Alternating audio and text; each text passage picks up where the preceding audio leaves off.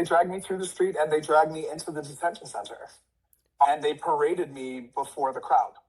They only let me in the yard, and I think that was on purpose. So they made everybody feel like they were going to take me inside and be like, "Ooh, ICE can get you and they can bring you inside." But I don't think they had the jurisdiction to detain me there because myself and the two other detainees were all detained in the parking lot. We were also never processed. We were never given any paperwork, and we never had our fingerprints taken. So once again, this was a display of force because the information is that ICE cannot arrest citizens, and they were trying to counter that belief and frighten the citizens.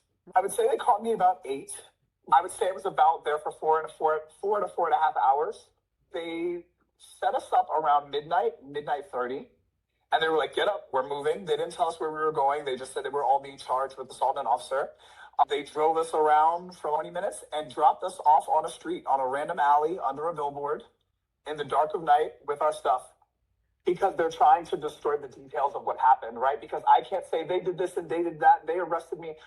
Now nobody knows what happened because I don't even know what time it is. I've got to walk. They think my phone is dead, so they're trying to cover their kidnapping. They kidnap people, and if they were to kidnap you and release you in the street, the news reporter would be there, and you could be like, "I was kidnapped." If they make you walk half an hour, and then you're so desperate to get home, you're covered in pepper spray. I was covered in pepper spray. I was burning for hours. I didn't get a chance to get a doctor, so they do all of this to prevent proof. We were handcuffed but with our hands behind our back, so we couldn't do anything. And then they gave us, around the front, they gave us belly cuffs.